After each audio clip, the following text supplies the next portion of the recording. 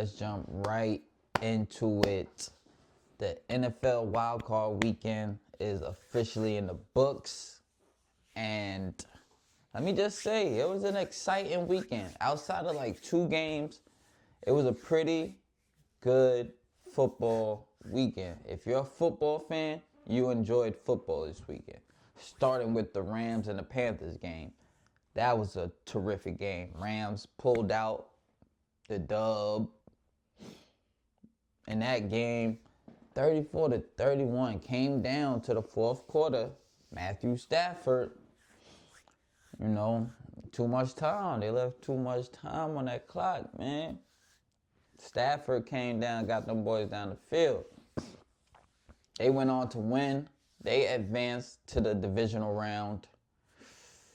Yes, and then we have the Packers and the Bears. Now, I hope y'all watched that game. That was a game to watch.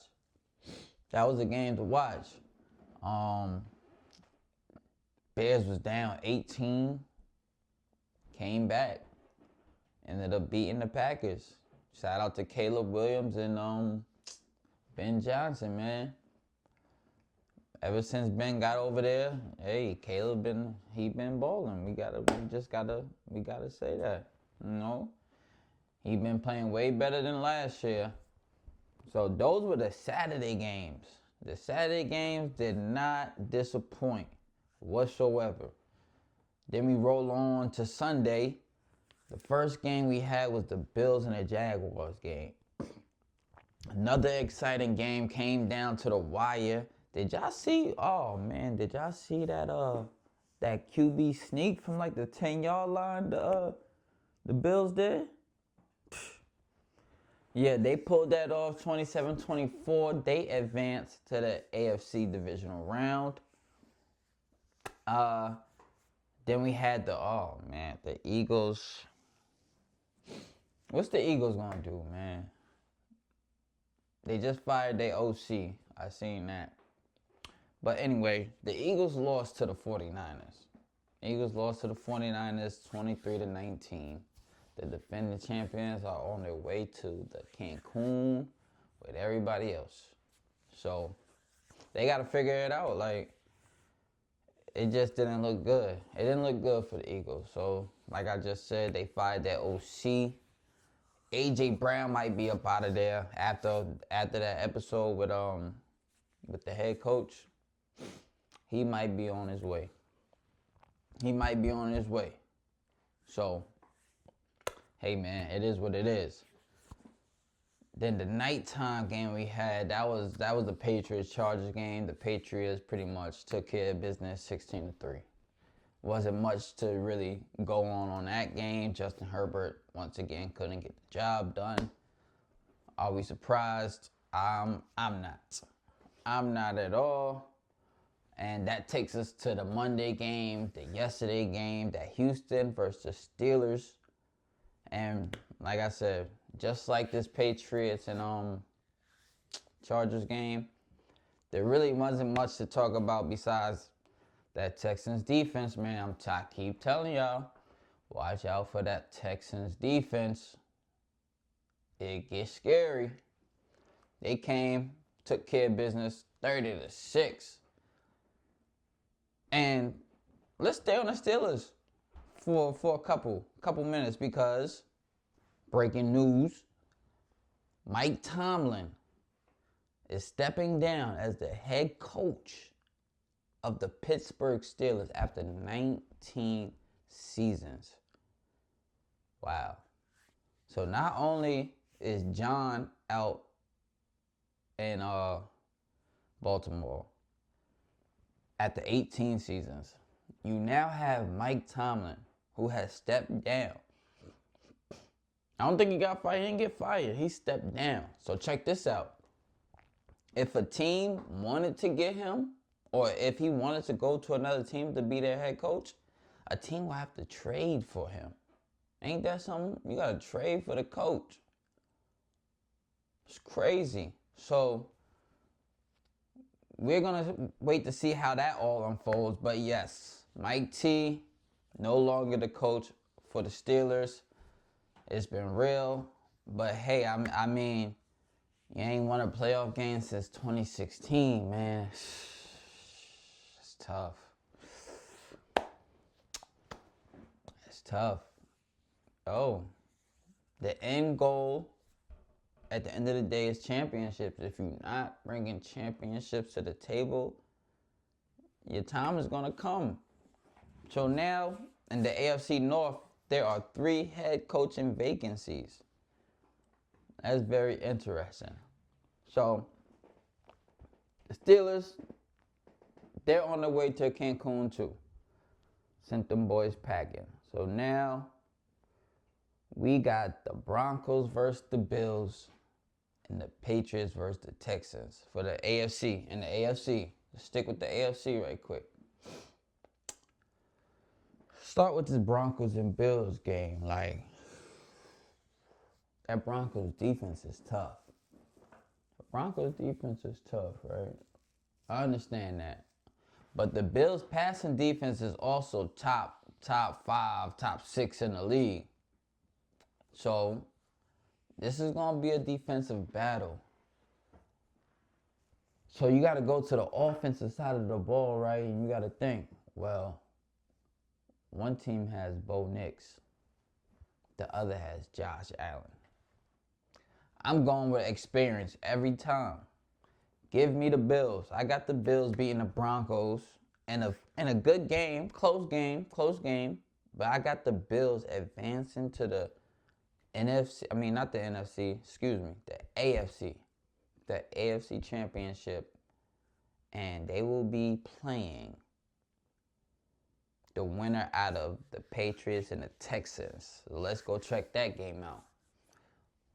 Y'all heard it already. I said the Houston Texans defense is lit. They defense is lit. Like, they get after it. They create turnovers. Their defense scores. You know, their defense is lit. But just like the Broncos and Bills game, just like that game, Patriots defense is lit too.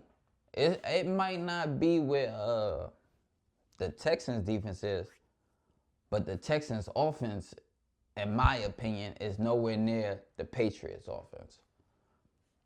You got Drake May, who's in talks to be the league MVP in his second year.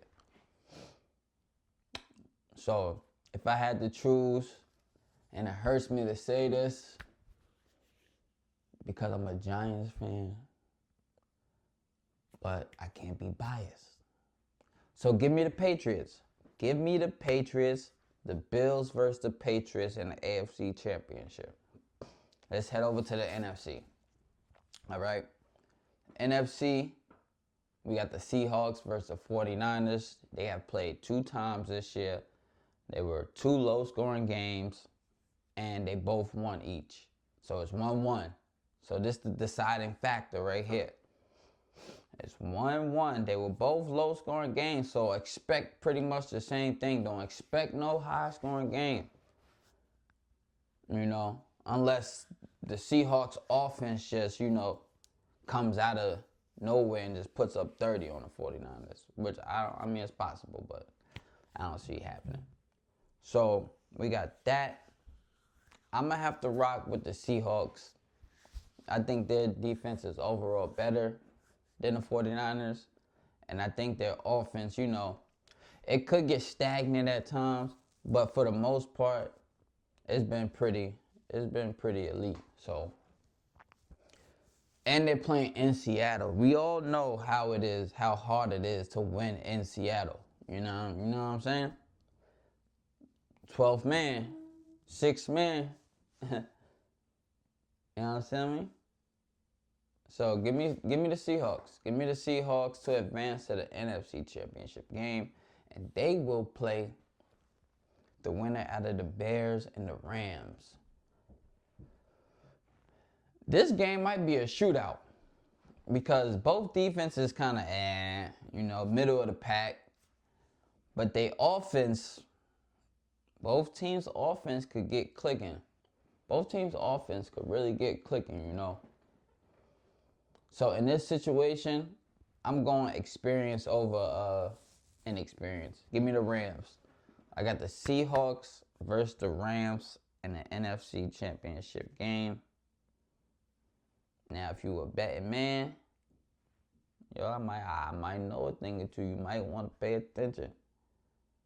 Now, if you feel differently, like, comment, subscribe, and give me y'all input. You let me know how y'all feel. But I got the Bills versus the Patriots in the AFC Championship game, and the Seahawks versus the Rams. And we'll save the predictions of those 4 games for our Super Bowl video. We'll save that. But those are my 4 teams who I think will advance to the NFC and the AFC championship games. And yeah, that's I like that. What y'all think? What y'all feel about that? Y'all think I'm on to something or nah? Y'all think the Bills gonna lose? Y'all let me know. Who y'all think? But in other news, man, let's jump into this Colorado stuff, because word around town, big old Jordan Seaton has hit the transfer portal. Now, when I first saw it, right, I just had to lean back right quick, because it's like, yo, man, college football, it's not the same, man. But hey, gotta get your bag, you gotta get your money on. All right, I feel it. But yes, Jordan Seaton, left tackle out of Colorado, has hit the transfer portal. Now, Prime, you know his motto, next man up. And it is next man up. And it sucks that he did hit the portal, because he was one of their best players, if not the best player. But at the end of the day, you're going to be saving money in NIL. So that money could go out, and you could distribute that to other players. You know, like, it's going to be what's going to be. You kind of had to see this coming, because once you start reaching 4 M's, 5, 6 M's, and especially from schools like Miami, Texas Tech, all them big time schools, some of them SEC schools, you start, they got a different type of bread, especially in Texas. So, I mean, it's just crazy. My thing with that is, it's like, how you get online, right? And you talk about other people leaving for money, and pretty much talked about another player leaving for money, and then it's hard to build a brotherhood, and then you dip 3 days before the portal closed. That's my only thing. Like, that's why shout out to Travis, man, because Travis and Cam and Jimmy, all them boys, they really, they got it out the mud, man. Like, they believed in Prime, they believed in the vision, and they did not, second guess it. Like, them boys was like, yo, forget that, bruh. We gonna get paid once we get to the league, you heard? But we gonna rock out with Prime, and look. Like, yeah, everyone's, you your own man. You gotta do what's best for you, but you was gonna be a top 10, top 5 pick anyway. So you was gonna get the bag. But hey, man, more power to you. We wish you the best over here in Buff Nation. Go be great, kid. Go be great. Do I think you should have left? No, but hey, man, next man up. Next man up. So it is what it is. Colorado been actually doing great in the portal. They actually just signed a wide receiver out of Texas. So they've been building back up, and they got pieces on the defensive side now, and everything looks good on paper. So we just got to put it together. We just got to put it together. You know, Skull Buffs, man. Prime going to be all right, because that's what Prime do.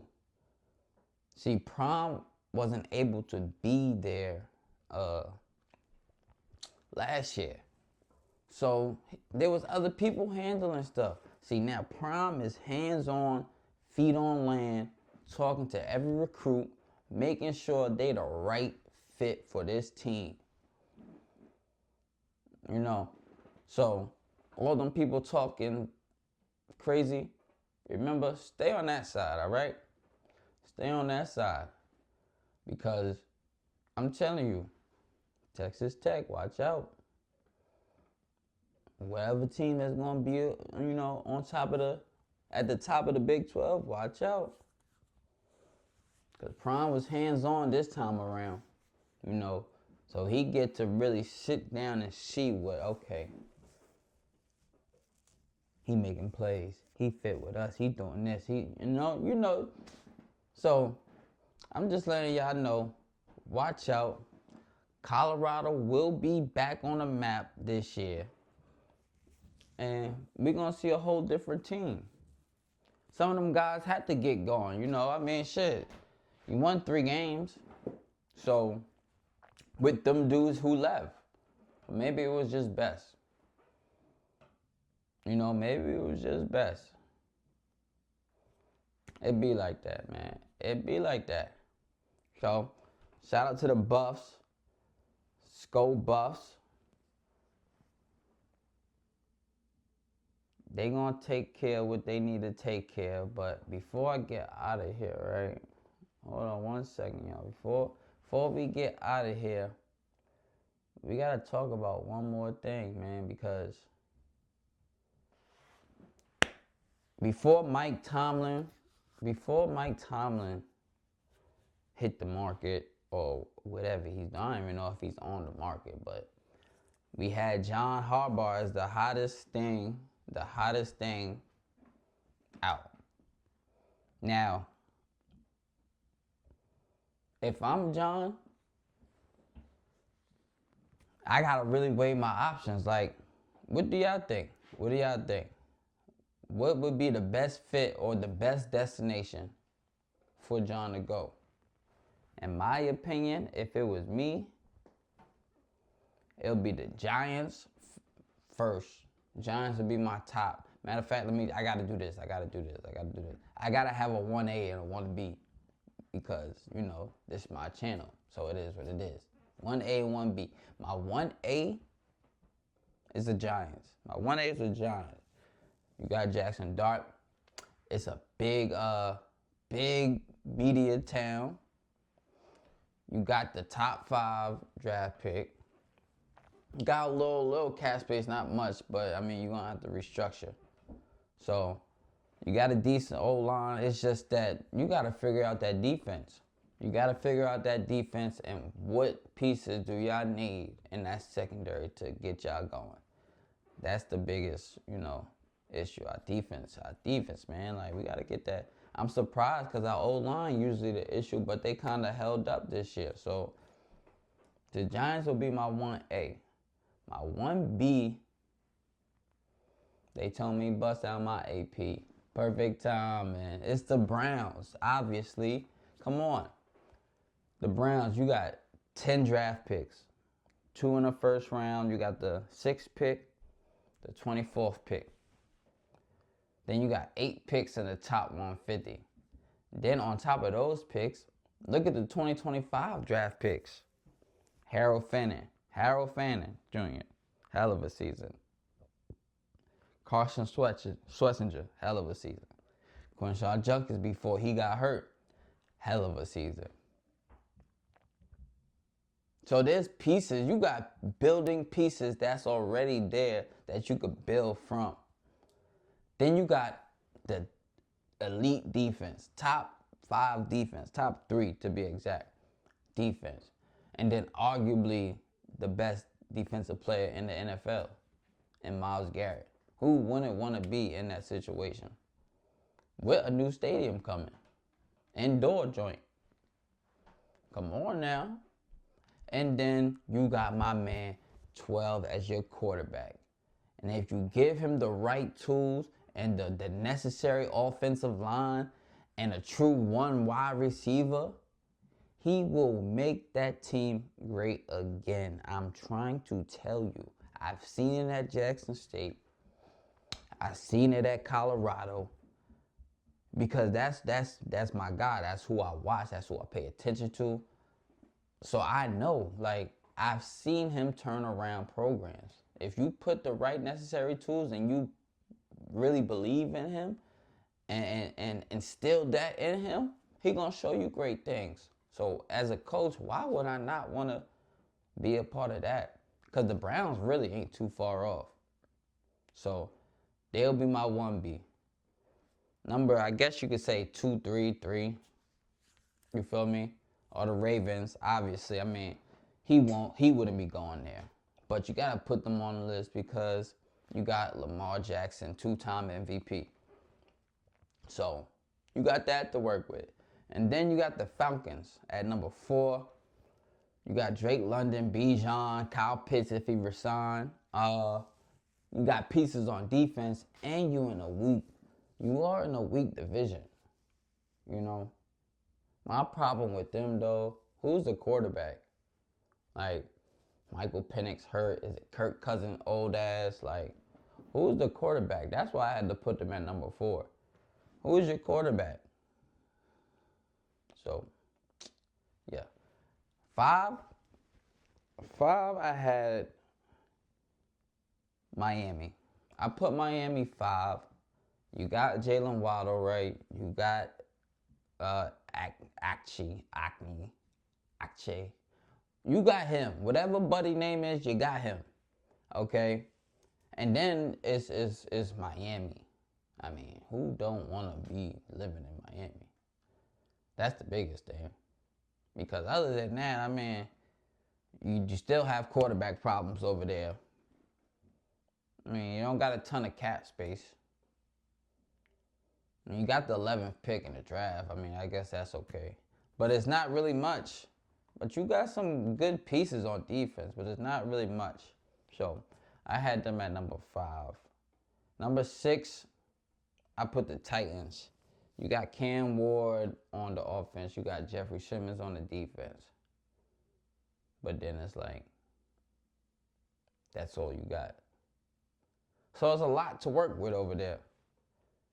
You got money to spend, but it's a lot to work with. Saying, do I really, like, it's a lot to work with.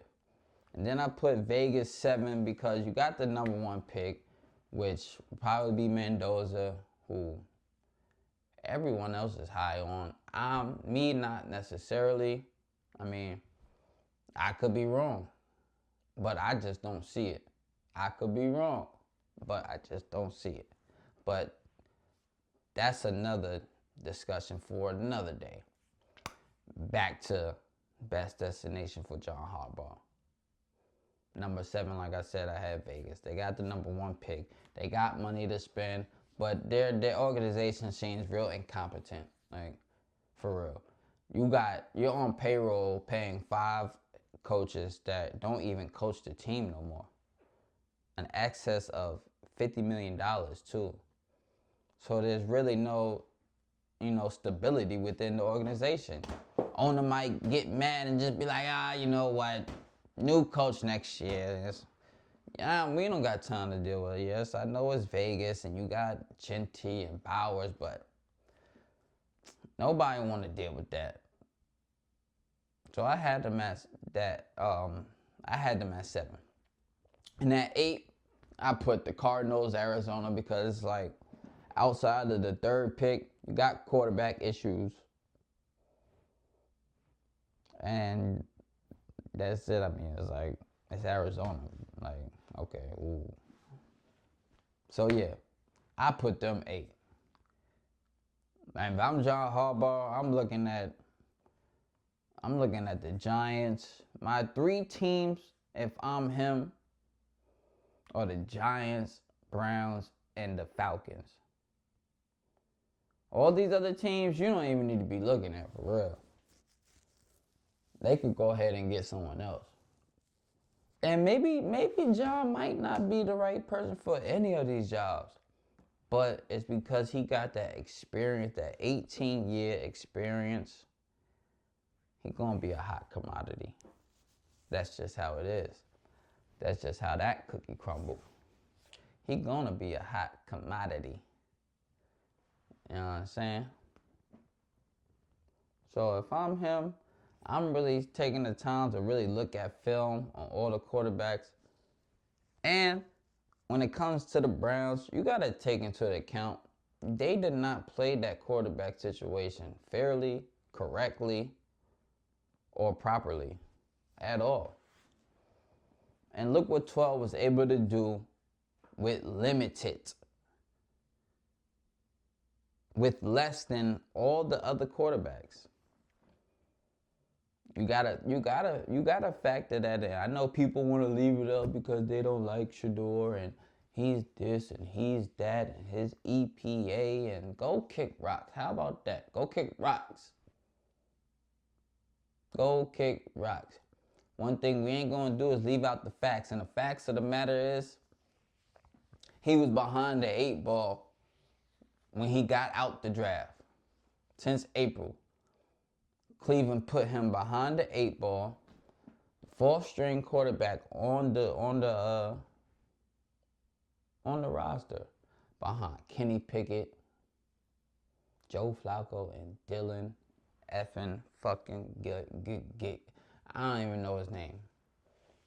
I don't even want to say his name because that shit is just an embarrassment that they did some shit like that. Like, what? Then he showed y'all in training camp that he was better than all these dudes, and they still started Flacco, and then after that, they traded Kenny Pickett, and then they started DG, and we saw how that turned out. Like, it was ridiculous. Because just think about this.